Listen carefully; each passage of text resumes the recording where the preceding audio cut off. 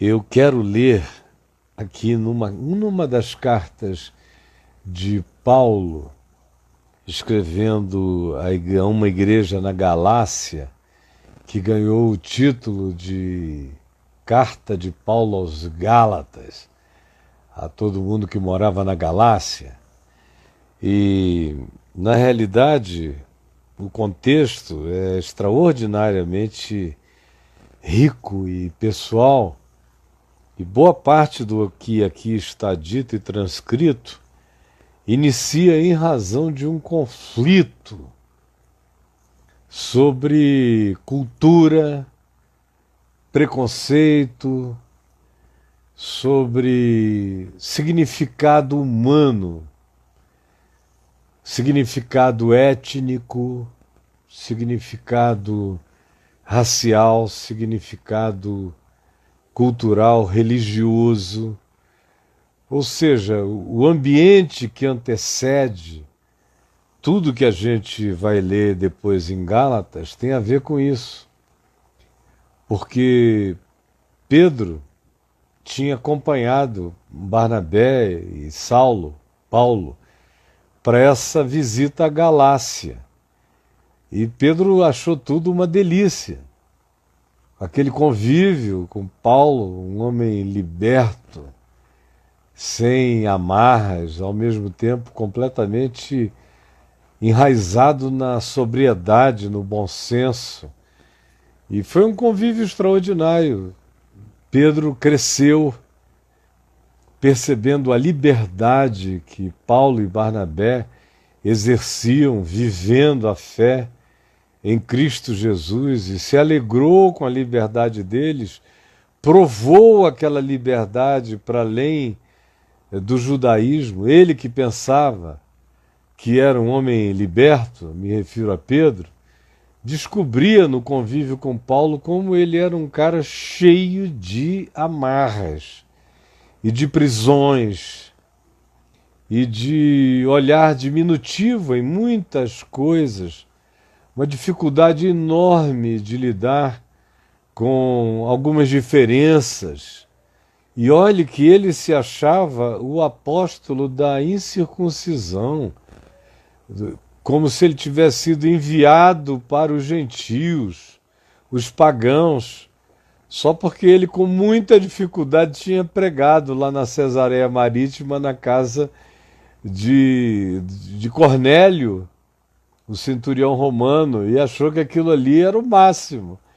Mas não sabia o que era se fazer de tudo para com todos, para ganhar alguns. Não sabia a profundidade do significado da viagem de identificação com o próximo, de solidariedade, ou de, no mínimo, silêncio reverente ante aquilo que na vida do próximo a gente não entende, não sendo maldade e iniquidade contra ninguém aquilo que na vida do próximo eu não entendo. E Paulo tinha andado distâncias estelares em relação a essas compreensões. Pedro apenas tinha a presunção de ter feito alguma viagem, mas ele não tinha chegado a sair da atmosfera do judaísmo. Paulo é que tinha atravessado a estratosfera e todas as camadas e entrou no espaço livre.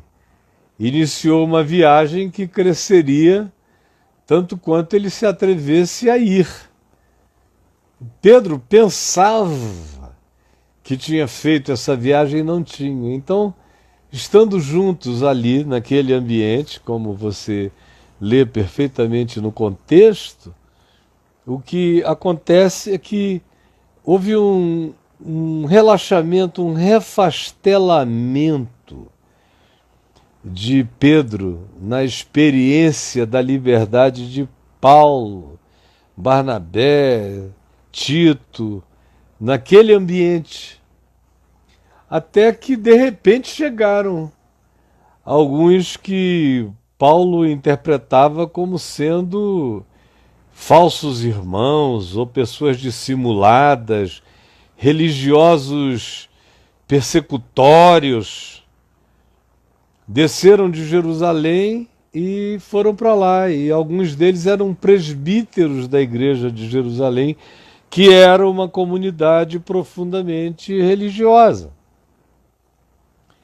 E o que acontece é que naquele ambiente de liberdade, de repente chegam esses fiscais e Pedro deu muitos passos atrás e começou a praticar uma etiqueta judaica religiosa extremamente hipócrita e gerou constrangimento e escândalo na mente dos cristãos não religiosos, não judeus, considerados, portanto pagãos, que estavam vendo Pedro em absoluta comunhão de liberdade com eles, sem nenhum peso, sem nenhuma angústia, sem nenhum grilo, sem nenhuma questão.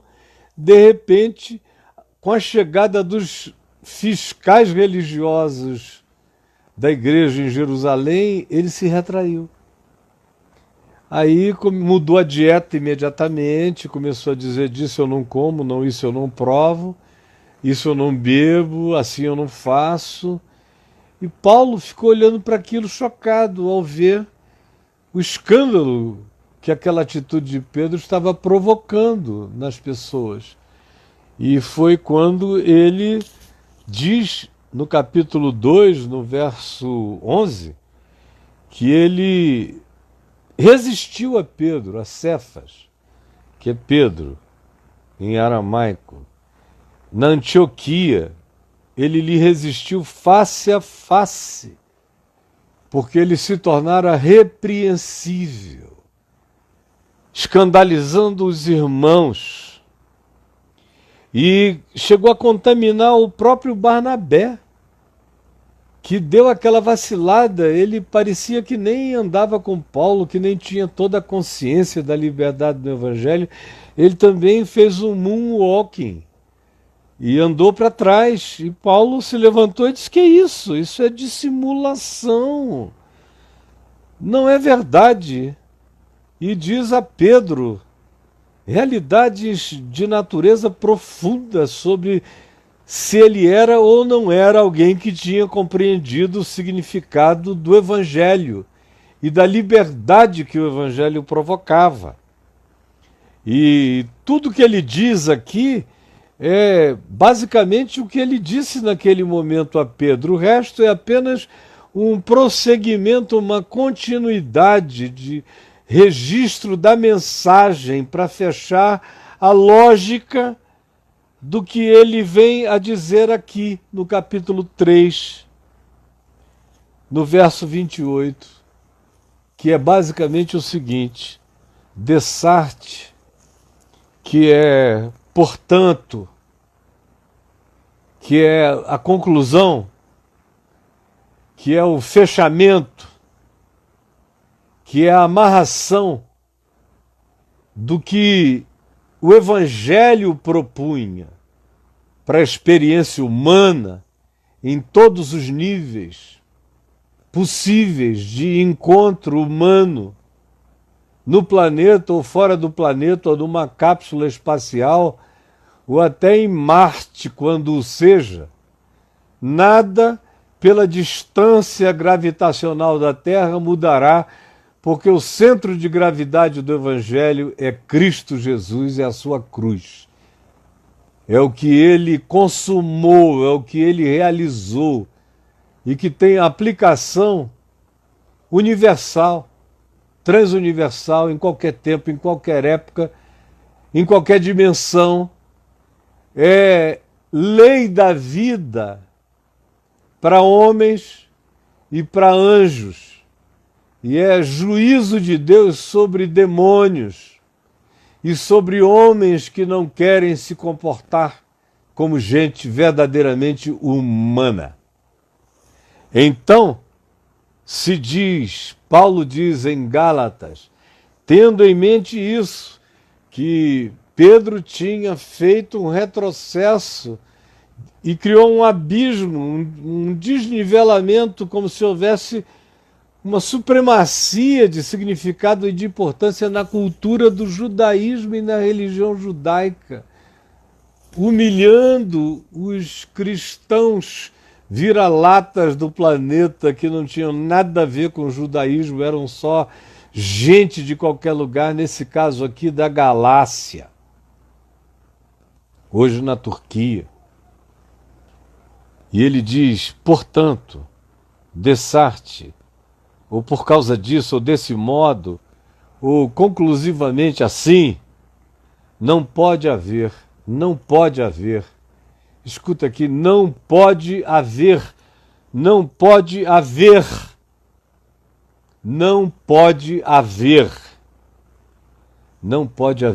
judeu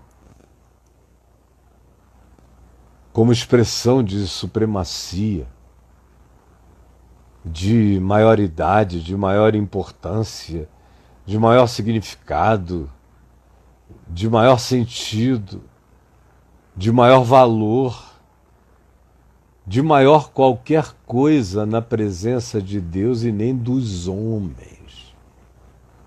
Portanto, se é assim, se foi assim que Jesus fez, Pedro, e vocês todos da Galácia, que se deixam levar pela mesma dissimulação, portanto, tu, Barnabé, que eu considerava alguém que tivesse já compreendido tanto ou tudo, e ainda fazes retrocessos dissimuladores para agradar os fiscais da religião de Jerusalém. Portanto, se o que Jesus fez acaba com os circuncisos e incircuncisos, com as importâncias da legislação de Moisés e muito mais ainda com todos os hábitos e costumes e ritos judeus, se em Cristo Jesus e na cruz tudo isso foi consumado e nivelado e nós somos justificados exclusivamente pela fé na graça de Deus que a todos nos iguala, porque todos pecaram e igualmente todos pecaram e igualmente todos carecem da glória de Deus. E, portanto, se o que Cristo fez tem significado conforme o sentido do que se afirmava na pregação, então Paulo diz a conclusão óbvia, lógica, segundo a mente de Cristo, segundo a lógica do Evangelho, é que não pode haver judeu nem grego. Não pode haver distinção racial de nenhuma natureza. Não pode haver racismo. Onde a cruz de Cristo foi erguida, não pode haver racismo, ainda mais se considerando que, de maneira irônica, aquele que carrega a cruz de Cristo de um determinado ponto da jornada de Jesus em Jerusalém, na direção do Gólgota, do Monte Calvário, é Simão, um sirineu, um negro, um africano, um homem de Cirene na África, de cor negra. É a ele que pegam e, ironicamente, é ele que termina, que leva, que escala o Gólgota com a cruz de Cristo, aonde Jesus veio a ser pregado. Portanto, se a cruz de Jesus, com implicações em todas as dimensões, porque é a cruz de Cristo, do Cordeiro imolado antes da fundação do mundo. É verdade, e se você de fato, Pedro, crê, como diz que crê, e tu, Barnabé, creis como dizes que tu creis, e todos vocês que desceram de Jerusalém, que convivem com uma geografia considerada sagrada, mas não necessariamente entenderam coisa alguma do significado profundo, extenso e definitivo e consumado do Evangelho, se isso tem sentido, se é como de fato a boca de vocês propala acerca de Jesus e do que ele fez, então não pode haver racismo.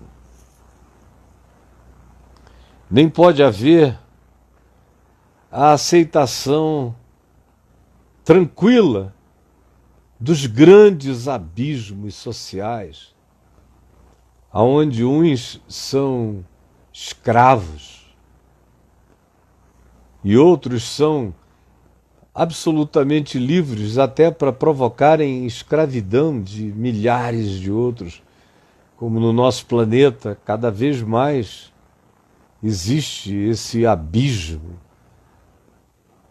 2.300 pessoas carregam o poder de aquisição de 65% dos habitantes do planeta Terra.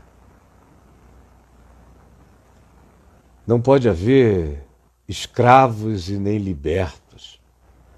Não pode haver um abismamento dessa natureza.